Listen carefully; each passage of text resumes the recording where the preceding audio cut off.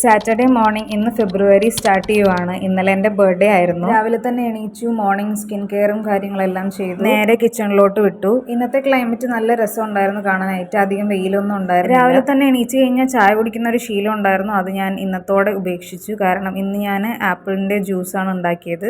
Juice കുടിക്കാനായിട്ട് പോയിരുന്നപ്പോഴാണ് ഫ്രണ്ടിൽ ബാൽക്കണിയിൽ വെച്ചിട്ടുള്ള 2 ചെടികളാകെ വാടി നിൽക്കുന്നത് ഞാൻ കണ്ടത്. അപ്പോൾ പിന്നെ വേറെ ഒന്നും നോക്കിയില്ല, ഒരു കപ്പിൽ വെള്ളം എടുത്തിട്ട് 2 ചെടികൾക്ക് ആവശ്യത്തിന് വെള്ളം ഒഴിച്ചു കൊടുത്തു. ഈ ചെടി ലക്കി ബാമ്പു ആണ്. ഇത് ഒരുപാട് ഹൈറ്റ് വരുമ്പോൾ ഞാൻ മുറിച്ചിട്ട് വേറെ കുപ്പികളിൽ വെള്ളം നിറച്ച് വെക്കാറാണ് പതിവ്. ഇത് തുളസിയാണ്. തുളസി ചെടിയിലെ ഇലയൊന്നും കാണുന്നുണ്ടാവില്ല, കാരണം അതിലെന്തോ കേട് വന്നിട്ട് ഞാൻ ഇലയെല്ലാം പിച്ചിക്കളയാണ് ചെയ്തത്. എന്നിട്ട് ഞാൻ ജ്യൂസൊക്കെ കുടിച്ച് തീർത്തു. നേരെ കിച്ചണിലോട്ട് വിട്ടു.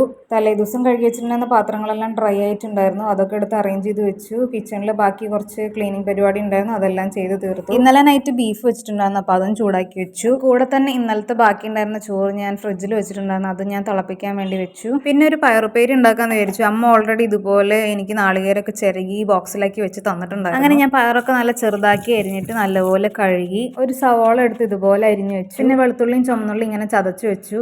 ചീനച്ചട്ടി അടുപ്പത്ത് വെച്ചിട്ട് ആവശ്യത്തിന് വെളിച്ചെണ്ണ ഒഴിച്ചു. വെളിച്ചെണ്ണ ചൂടായി വന്നപ്പോൾ ചതച്ച് വെച്ചിട്ടുണ്ടായിരുന്ന വെളുത്തുള്ളിയും ചുവന്നുള്ളി ആഡ് ചെയ്ത് കൊടുത്തു. സ്റ്റീൽ ചീനച്ചട്ടി യൂസ് ചെയ്യുമ്പോൾ നമ്മൾ പ്രത്യേകം ശ്രദ്ധിക്കണം, കാരണം ഇതുപോലെ പുക വരാൻ ചാൻസ് ഉണ്ട്. അപ്പോൾ നമ്മൾ എപ്പോഴും തീ ഒന്ന് കുറച്ച് വെച്ചിട്ട് വേണം ഇതെല്ലാം ചെയ്യാനായിട്ട്, അല്ലെങ്കിൽ ഇതെല്ലാം കരിഞ്ഞു പോകും. വെളുത്തുള്ളിയും ചുവന്നുള്ളിയും ഒന്ന് മുരിഞ്ഞു വന്നപ്പോൾ ഞാൻ അതിലേക്ക് ഒരു സവാള ആഡ് ചെയ്ത് കൊടുത്തു. കൂടെ കുറച്ച് കറിവേപ്പിലയും കൂടെ ആഡ് ചെയ്ത് കൊടുത്തു. ഇതെല്ലാം ഒന്ന് വഴണ്ടി വന്നപ്പോൾ ഞാൻ അതിലേക്ക് ചതച്ച മുളകാണ് ആഡ് ചെയ്ത് കൊടുത്തത്.